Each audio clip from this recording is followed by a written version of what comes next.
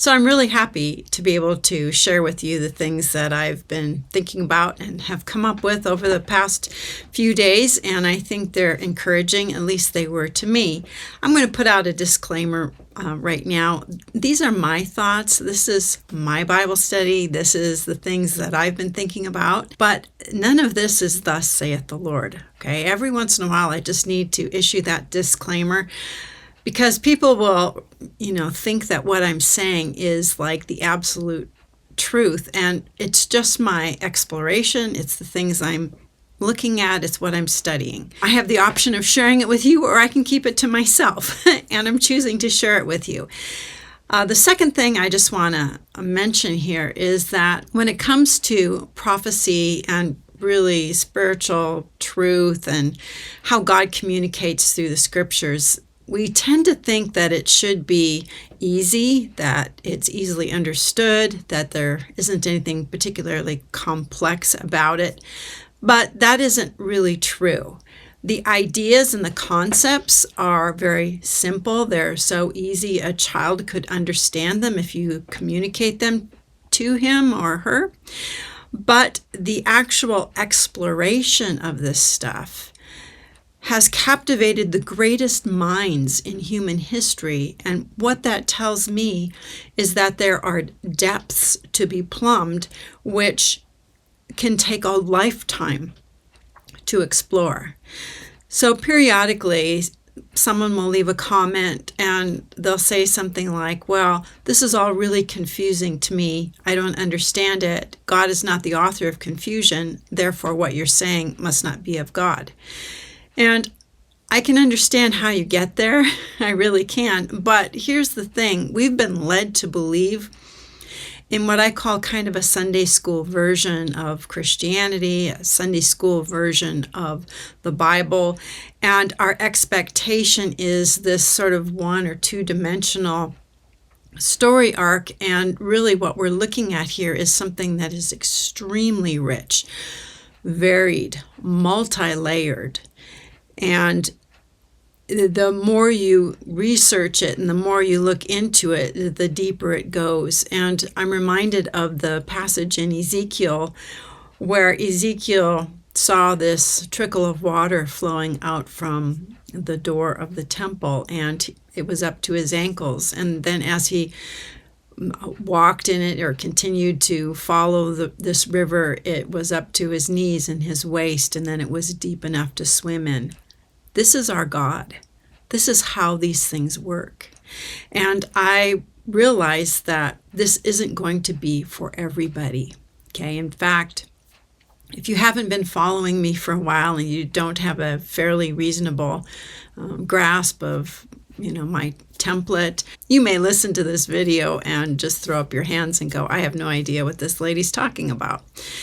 But for those of you who've been following me for a while and are interested in deep dives, and you're able to hold multiple threads together in your mind and allow them to make a connection, I think you're going to be really blessed and encouraged, because I know I was. So if you're someone who has a hard time with complexities and nuances, this may not be a video for you. I'll try to sort of summarize things as I go along so that you can get the sound bite, the piece of information that you're looking for, which for many people is just a date for the rapture, okay? And there's a potential date for the rapture in this video. But you've been warned. You've been warned that this video may require several viewings to fully access the information. And I just have to tell you this too, from my vantage point and from my perspective, I'm still trying to wrap my head around all of this information, as well as trying to make it logical and reasonable for the average person to comprehend. So without any more caveats and addendums, we'll continue on with the video.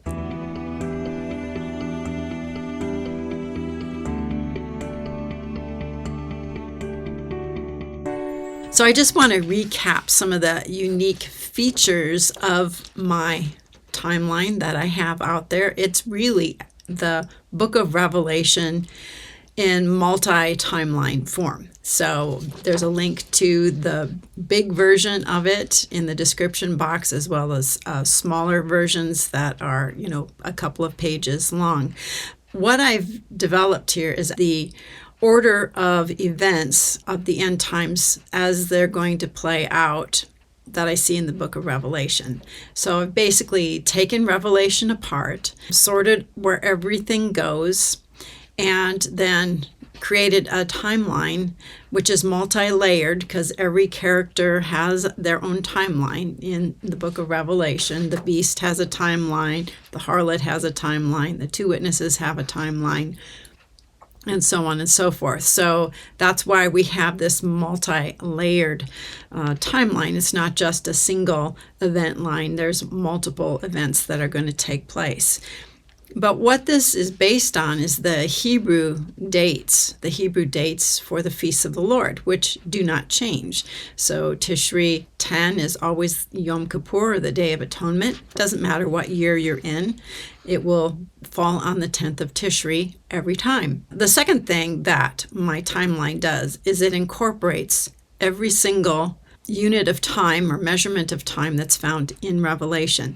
The 5 months of the fifth trumpet, the 3.5 days the two witnesses are dead, the hour, day, month, and year that the sixth trumpet is blown, the 10 days of tribulation. All of these day counts are included in this timeline that I have. And as far as I know, I'm the only one that has actually successfully done that. If you know of somebody else who has, I hope you'll leave that in the comments section, because I would really like to get in touch with them. The next thing my timeline does is it incorporates the types and shadows that are found in the feasts of the Lord, because remember, the feasts of the Lord are prophetic, including prophetic about the end times. I also incorporate the Revelation 12 sign. That's a part of my timeline, and also the second sign of the dragon.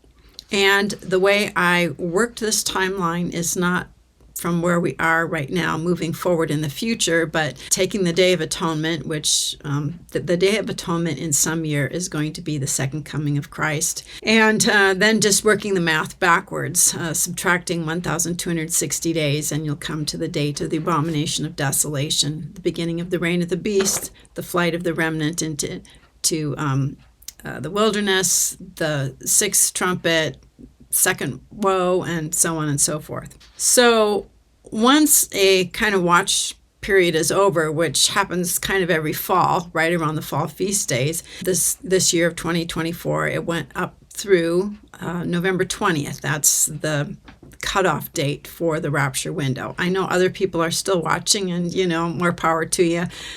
And I hope you're right. Okay, on the one hand, I hope you're right, but I don't think so. I think that from what I've learned or from what I've seen, we're going to be going through into the fall of 2025. So once I come to the cutoff point, which in this case was November 20th, my team and we go over the dates on the Gregorian calendar for the next year, the following year. So 2024 did not pan out for a rapture, so now we're going to the fall of 2025, and then the second coming of Christ in 2029. So what we have to do is now we have to take these same feast days, Tishri 10, go into 2029. When is Tishri 10 on the Gregorian calendar in 2029? Find that date and then work the math backward. We've got our new dates, and in the process of coming up with these new Gregorian dates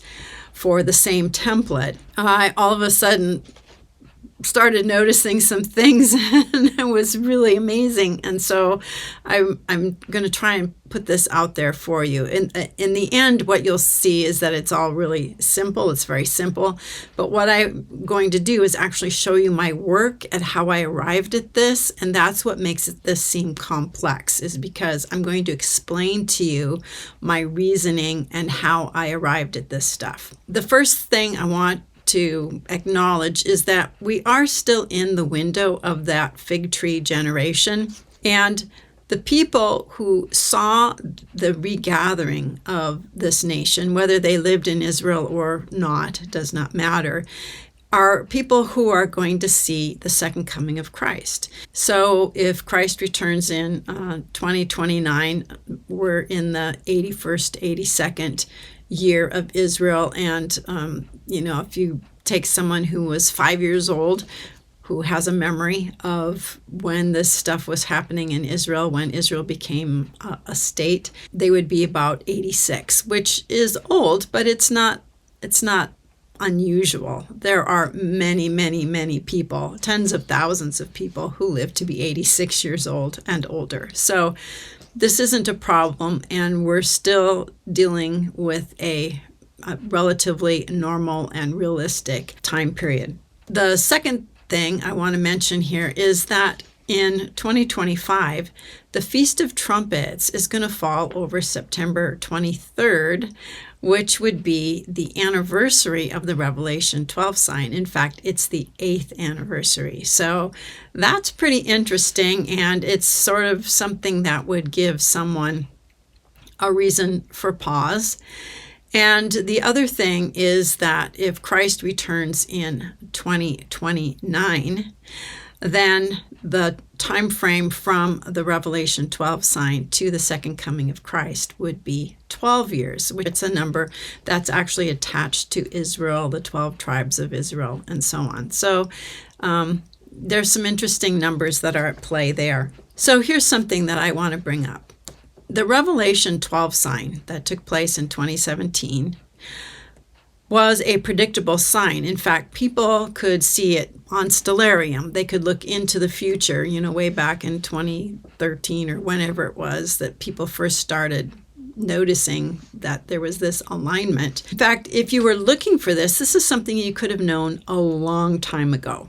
Okay, the Revelation 12 sign could have been known many years in advance because of the software that we have. But back in the first century, when the wise men were looking for the star, these people plotted and calculated the movements of the sun, moon, and stars, and the wandering stars, the planets, and they could tell you in advance when eclipses would happen and when certain planets would be in certain positions. The study of the stars, which a lot of people say it's astrology, but it's not. It's actually a way of trying to calculate in time when the inflection events, spiritual inflection moments in time are going to happen, and God is going to be working the next phase of his plan.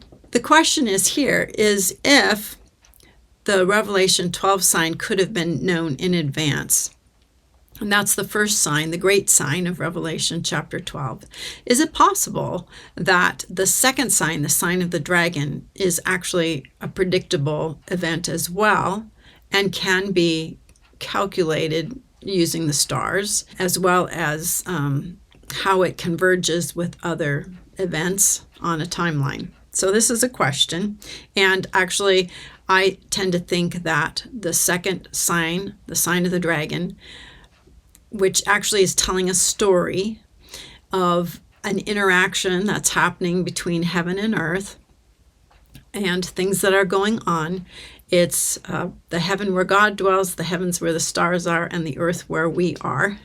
And there's things happening between those realms that it's possible that we could actually have a date that's associated with the sign of the dragon. In a previous video, I also talked about the star cluster, the Pleiades, which there's either 6 or 7 bright stars, depending on who's actually looking at this little cluster, this little star cluster. And most people say that there are 7 stars in the Pleiades. And the dragon has 7 heads. And the dragon is part of the sign of the dragon. And we know that there's some things that are going on in heaven. So back in the day, the Pleiades were considered a sign of the flood. The position of the Pleiades in the southern sky at its zenith on the ecliptic plane, which happened every year on October 31st, was the memory of the flood took place. And this was in many, many, many ancient cultures. And I'm going to attempt to show you how Halloween actually fits in with the sign of the dragon and a calendar date on the Gregorian calendar, which is a solar calendar, that is actually a part of this sign of the dragon and can help us kind of pinpoint a date.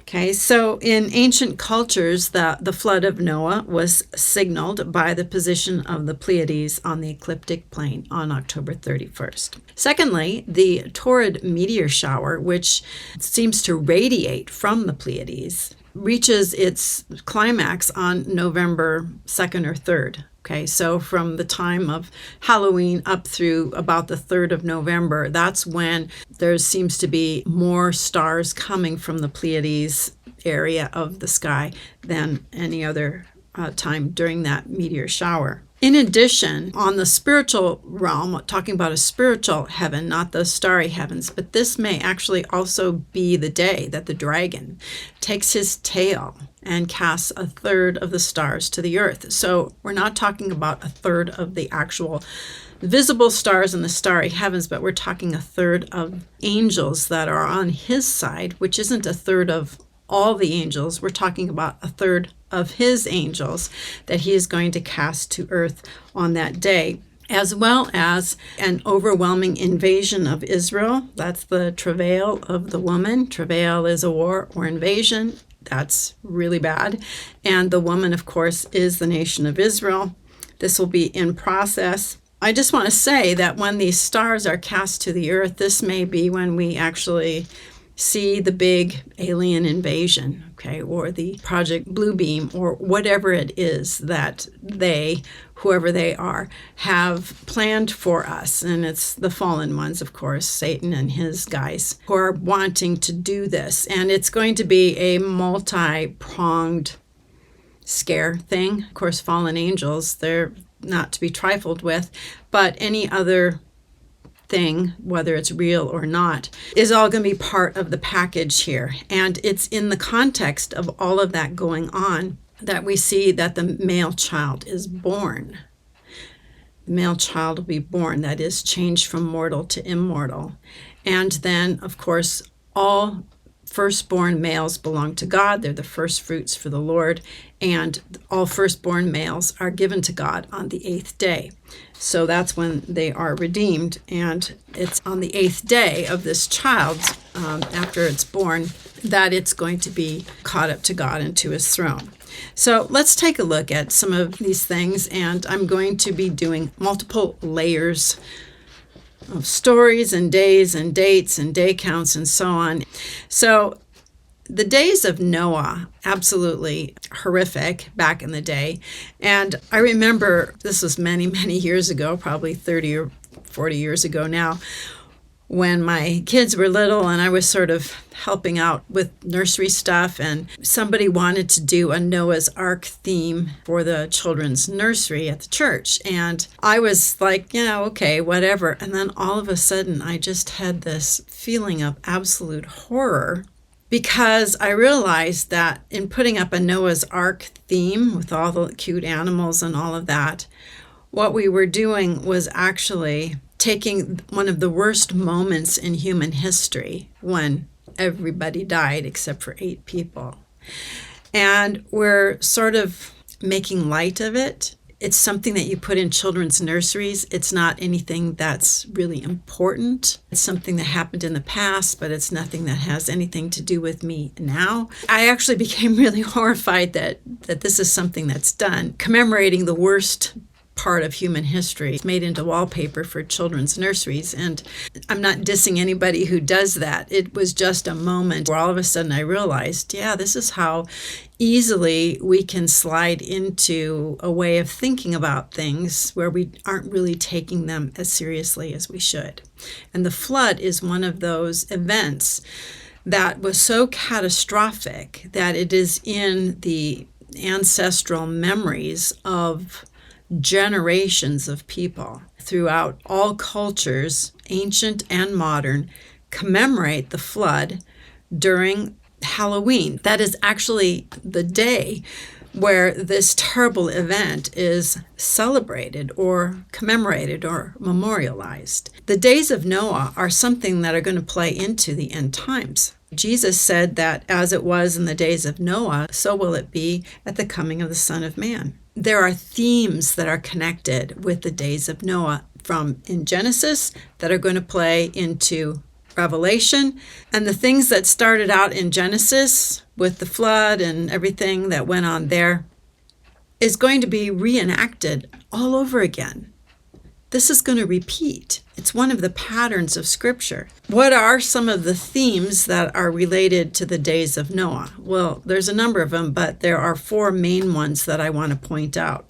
The first one is the presence of the sons of God who produced the hybrid offspring, the Nephilim or the giants. So we have the sons of God who left their proper domain and took on a habitation that they shouldn't have kept and went into the daughters of men and had children. The children are the giants. So the first thing is the presence of the sons of God. The second thing, a flood that was sent to destroy the offspring, the hybrids, the giants, the Nephilim. The third thing is the angels who sinned in this way, had children by human women, were put in Tartarus, where they were put in chains in the pit. And the fourth theme is the preservation of faithful. Noah and his family, 8 persons, were preserved through the flood. So you've got the presence of the sons of God, the fallen angels, the watchers. You've got the hybrid race and this flood that was sent to destroy that race. You've got the imprisonment of the angels who were put in the pit because of the things they did. And you've got the preservation of the faithful, including 8 people. These themes are going to follow into the book of Revelation and into the end times. So we're going to see these same angels who were imprisoned in the pit, they're going to be released from the pit. These same angels plus additional ones because they kept doing these naughty things. It wasn't just a few, it was many, many who continued to do this throughout history. We're going to see the re-emergence or the ultimate manifestation of a hybrid race on the earth, hybrid humans. They look like humans for the most part. And Revelation calls these hybrids earth dwellers. They're not real people. They are people who've never had their names written in the book of life. They are not part of the descendants of Adam from Genesis chapter 5, that book that records the descendants of Adam. In the Septuagint, which is the Greek translation of the Hebrew Bible, Nephilim, or the giants, are called the earthborn. The earthborn. They are the equivalent of the earth dwellers that we read about in Revelation. So anytime in Revelation you see the phrase, those who dwell on earth, or all who dwell on earth, or those who dwell on earth, that is a reference to hybrids. There were hybrids at the time of the flood, before the flood, and there are going to be hybrids here on earth before the return of Christ. And they're actually here right now, but I think they will sort of come out of hiding. We also see the preservation of the faithful, whether it's a rapture or protection of some kind, even through death of God's people. And there is going to be the ultimate destruction of all these fallen ones, the wrath of God, and they will be thrown into the lake of fire. So for those of you who, this may be your first time watching me, the reason for what we call the tribulation is not for God to judge fallen humanity who are rebellious, although rebels will be judged. The main purpose is the judgment of the fallen angels, of all the wicked ones, the demons, anybody who takes the mark of the beast, anybody who worships the beast. These hybrids that we talk about, all of these are fallen entities, and none of these can have access or be able to influence Christ's peaceful kingdom when he begins his millennial reign. So this group of evil spirit beings including any person who follows after that, has to be judged, and sentenced to the lake of fire. That is the purpose of the tribulation, is to get the world ready for the millennial reign. Only Satan will be put into a pit. Everybody else that's, of spirit being is going to be thrown into the lake of fire at Christ's return. So that is the judgment that's actually taking place. Any non-believer is not going to be judged until the great white throne judgment. That's when that happens. The Bible is very clear about that. And so it's really only those who side with the beast or people who take the mark and so on who are going to be part of the judgment of the beast and his, the false prophet and so on. So here's the questions that I ask. And part of my study revolves around asking questions. It's really important to learn to ask questions. And I know we're not really encouraged to ask questions in church. And if you ask your pastor, usually he'll think you're trying to challenge him or confront him on some level. But really, asking questions is one of the best ways to learn something. If you're not curious, you're never going to learn anything. I mean, it's this pressing forward to continually know. And this is what the Bible says. Let us press on. Let us press on to know the Lord. And the reason we dive into all these things is not so that we can come up with a fancy timeline, but it's so that we can understand God and his ways. And he wants us to know these things. I believe that with all my heart, that if you're Jesus' friend, he wants to tell you what is going to happen. The book of Revelation was given to us so we could know what was going to happen. And God hides these things. It's the glory of God to conceal a matter. It's the glory of kings to search it out. So this is our glory right now, is in searching out the word of God and the things that he's wants to reveal to us in his word. So asking questions, it really shows God that we're interested in receiving spiritual truth and spiritual light from him. One of the questions that I have is, might the biblical dates that are associated with the days of Noah, and we're given those dates in Genesis, might those dates intersect somehow with the Gregorian calendar date hidden within the sign of the dragon, that is Halloween, thus providing us with an actual date for the birth, transformation, and rapture of the male child?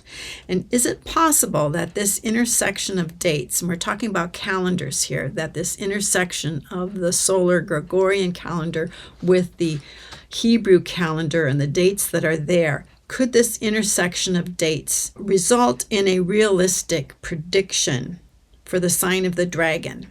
Okay, a realistic prediction, not just wait and see what happens.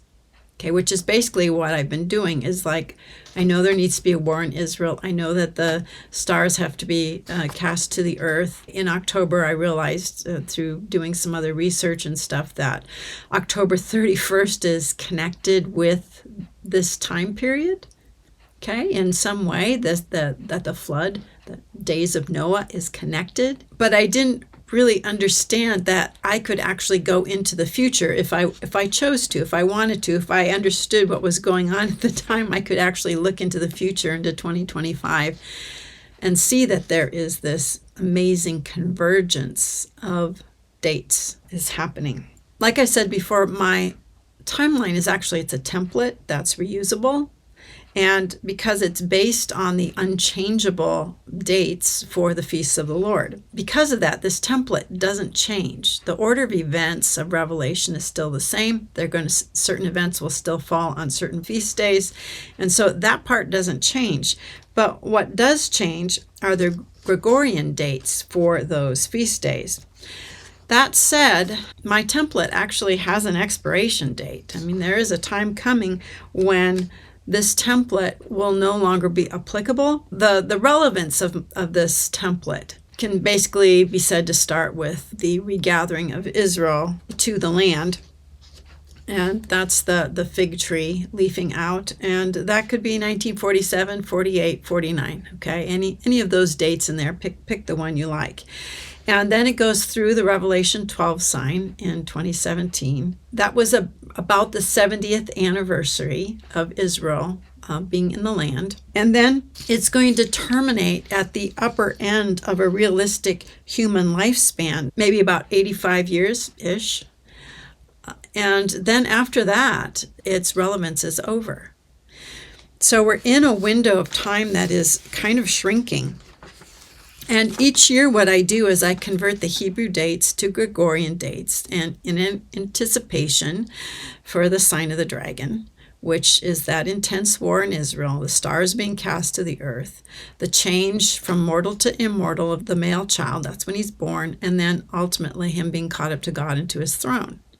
So if that watch time passes, a new calendar is created using the same template, replacing the old Gregorian dates with applicable dates relative to the coming year. And by the way, all dates are plus or minus 24 hours. Okay. God created the sun, moon, and stars. He created them for signs like the Revelation 12 sign, like the Star of Bethlehem sign, like the sign of the dragon. They're created for signs, and for seasons, that is for the Moedim, for the feasts of the Lord, and for days and years, that they're a method of calculating time.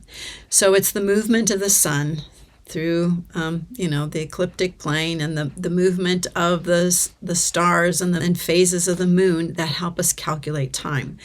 And God wants us to understand time, and time is calculated using the sun, moon, and stars. That's just how this works. There's two kinds of calendars that we're using here, and there's more calendars than just these two, but these are the two calendars that are going to sort of mesh together.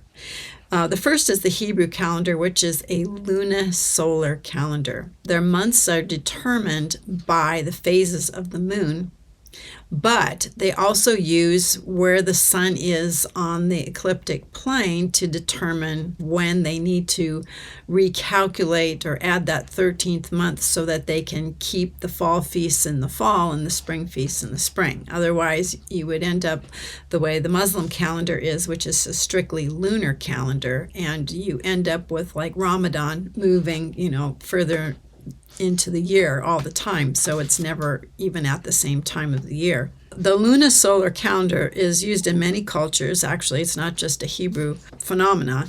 As with all calendars which divide the year into months, there's an additional requirement that all the months that are in the year are full months, but then that leaves these few days, at the end of every year that don't go into a full month. After about 3 years or so, you have to collect all these extra days and put them into a 13th month, and that's what the Jews do. So the next kind of calendar is a solar calendar, and that's the one we're mostly familiar with. The Gregorian calendar is a solar calendar. The Julian calendar is a solar calendar, that we look at where the sun is September 21st or 22nd, whatever that is, and then the next year the sun needs to be in the same place, and we kind of start a new year. The years are determined by, making sure that the equinoxes are in the same place and the solstices are on the same day of the year.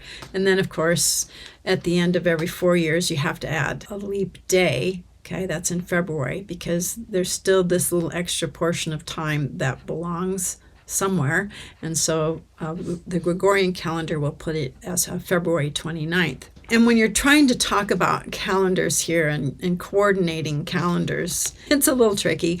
And, we do the best we can. And, people will say, well, there's no way to know if we're dealing with the correct Jewish calendar. And I have this to say is I think there is, actually. We get enough confirmations along the way that we're dealing with a reasonable facsimile of what God had in mind about how to calculate their feasts and so on. Here's my thesis. Here's what I'm going for. And this is what I'm going to try to prove. Okay? That there are specific dates associated with the second sign of Revelation 12:3-6, which I refer to as the sign of the dragon. The dates can be derived from the following 3 sources: the biblical flood story of Genesis, the ancient traditions associated with the flood, including the star sign of the Pleiades, and The fifth trumpet release of the fallen angels in Revelation 9. Go to Revelation 9 and we know that there's a time frame of 5 months that's attached to the fifth trumpet. And we also know that the angels that are released from the pit at the fifth trumpet are the same angels, plus more, that were put in the pit at the time of the flood. There are several stories that we're looking at here. The first story is what I call the rapture, falling star, stars being cast to the earth story. That's in Revelation 12, verses 3-5. And there's a day count tucked away inside of that sign. That's the 8 days that's associated with the male child. This sign is also associated with the feasts that occur in the 7th month, the month of Tishri, because we know that the great sign, Revelation 12, 1 and 2, appeared right at the close of the Feast of Trumpets in 2017. That was while the sun was in Virgo. So she's still in agony at the Feast of Trumpets. When does she give birth? Well, that could be over the Feast of Tabernacles, which is a feast that's associated with the birth of Christ. It's also associated with great joy. It's associated with dwelling places and tabernacles and so on. So there's a lot of connections here between the birth of Christ and the Feast of Tabernacles. However, even though this may be what we would call the due date for this male child, Revelation 10 verses 6 and 7 and Revelation 7, 1-3 seem to imply that there is a delay, that the child is going to be born late. It is overdue, and as such is not going to be born over the Feast of Tabernacles. Even though the male child may not be born over the Feast of Tabernacles, it still must be born while the sun is in Virgo, and the sun is in Virgo until about November 2nd. And that date is going to play into our story. So according to the information in Revelation 12, the Revelation 12 sign, the child is born after the Feast of Trumpets, but before November 2nd, when the sun leaves Virgo. So that's the first story. It's the story that's contained within the sign of the dragon. The second story is the flood story, which is found in Genesis 6 and 7. And this story actually includes specific dates on the Hebrew calendar when the flood began, which was the 17th day of the current 8th month. And it also tells us how long the flood prevailed on the earth, which is 150 days. 150 days is about 5 months. Okay, so there's only 2 places in Scripture that talk about this specific time period of 150 days or 5 months. The first one is with relation to the flood, and the second one is the story of the fifth trumpet, when the same beings who were put in the pit at the time of the flood are released at the anniversary of the flood, and they have the power to torment people for 5 months.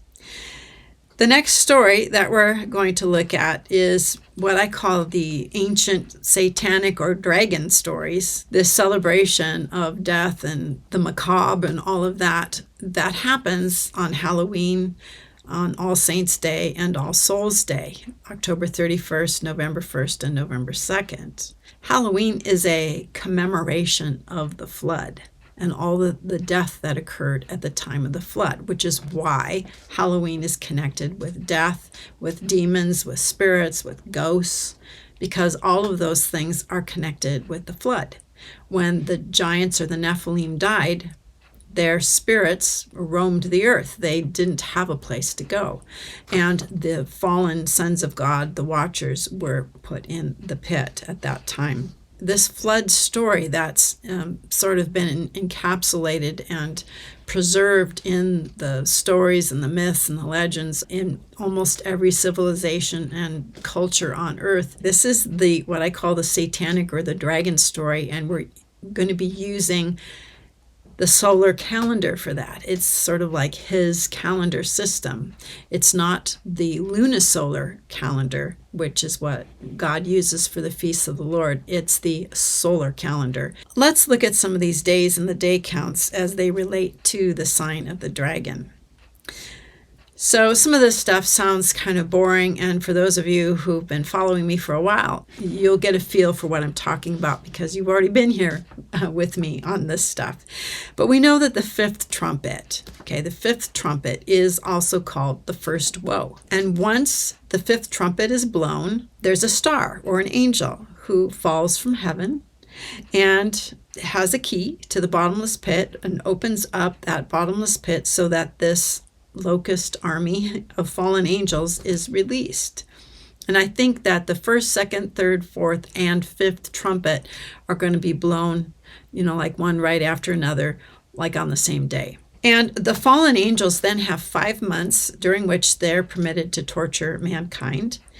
And remember, 5 months and 150 days are connected. The beginning of that 5 months is actually on a known date.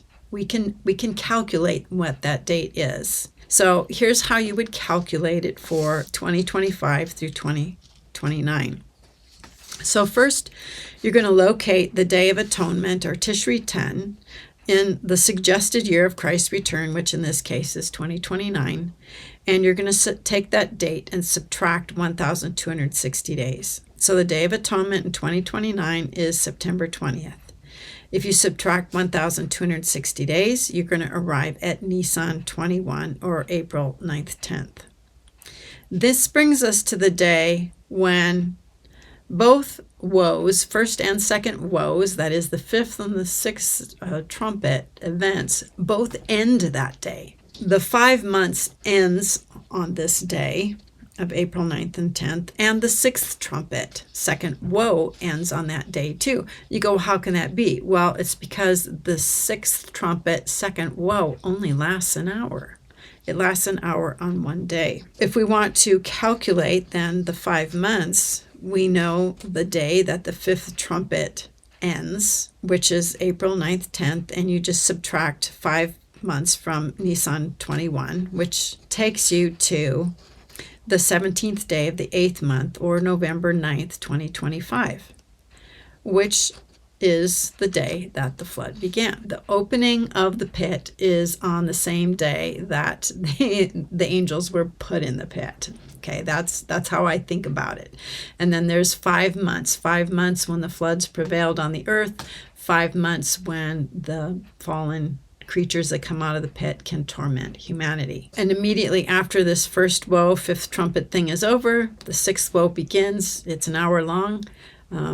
It's the hour, day, month, and year of the sixth trumpet. It's the hour that Mystery Babylon falls on a single day. If you follow the word hour in the book of Revelation, most of the time it's going to lead you to this same place, which is the same day as the abomination of desolation. And then if you want to find out the day that Noah entered the ark, you would simply subtract 8 days. And in this case, you would end up with November 1st.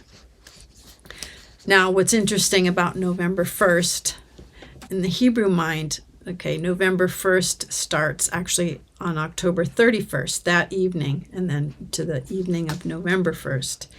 And we've already seen how October 31st is connected with fallen angels and the flood and demons and stars falling from the sky and the Pleiades and Satan casting a third of his angels to the earth and so on.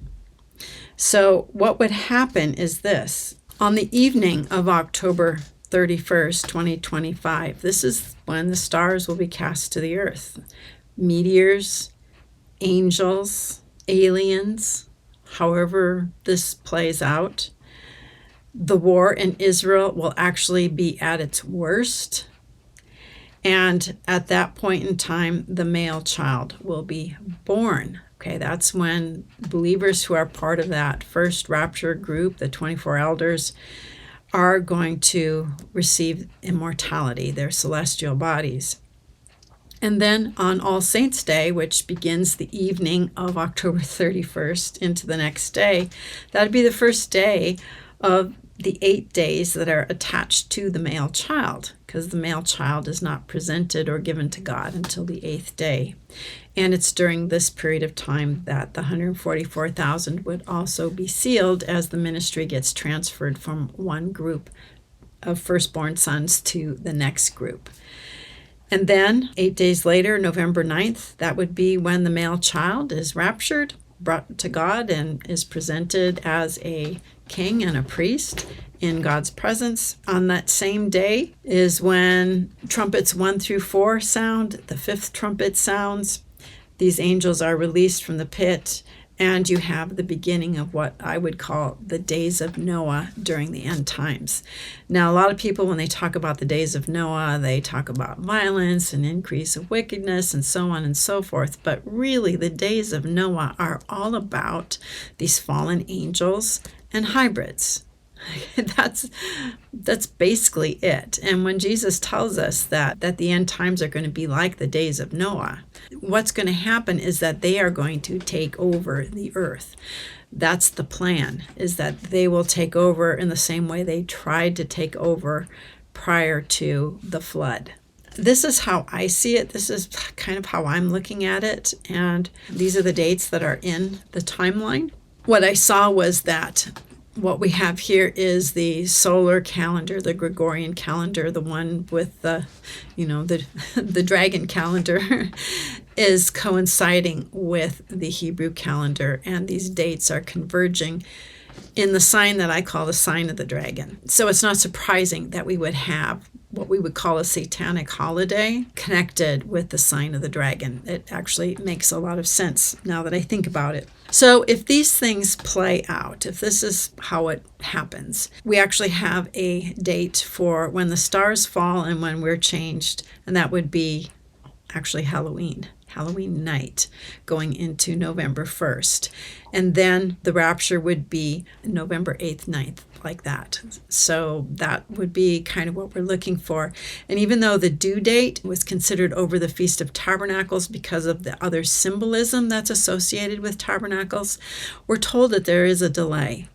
And that once the delay is over, the trumpet angels are going to be sounding. So not only are the first 5 trumpets sounded on the day we're raptured, but also the first 4 seals are going to be broken. The man who will be the Antichrist is released, the 7th king, the rider on the white horse, and then we have war and peace being taken from the earth, and pestilence and famine and so on and so forth. And those are the things that will happen then, beginning November 9th. And according to the Deagle report, the infamous Deagle report, there'll be a drastic population reduction in what we would call Western countries. And that would then take place in November and December of next year of 2025. The other thing is that Magog would also be destroyed, and the coastlands, which I think it's going to be the Gog-Magog war. That's the invasion that's going to take place right around the time that the child is born. That's the travail of the woman. Ezekiel tells us that God destroys Magog and also the coastlands. So we'll see what happens with that. And another just little interesting tidbit is if Christ returns in 2029, then the 2 witnesses would have arrived on October 22nd of 2022 at the close of the fall feast days, actually on the 25th day of the 7th month. And it's on this Sabbath day, it's a Saturday, a Sabbath day, that the yearly reading of the Torah restarts. So it's Genesis 1:1. In the beginning. And the passage that came to mind then was prophesy again. This is all going to repeat over again. So if you're interested in hearing my take on the 2 witnesses, I have videos on the 2 witnesses, and Israel only has 3.5 years left of the 70th week of Daniel.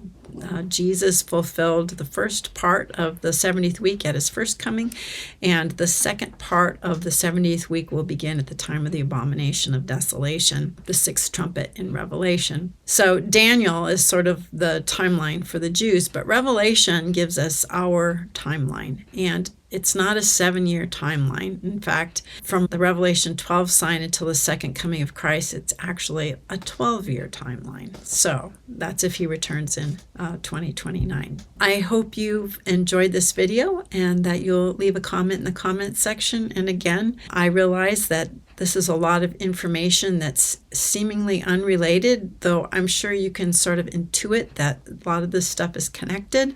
You may want to get a copy of the show notes, and I'm also going to leave a link to, I've revised a PDF, Halloween, the Days of Noah, and the Star Sign of the End. And I'll also include the potential significant dates and events for 2025 through 2029. If you have a comment, leave it in the comment section, and we'll see you on another video. Till then, have a blessed day.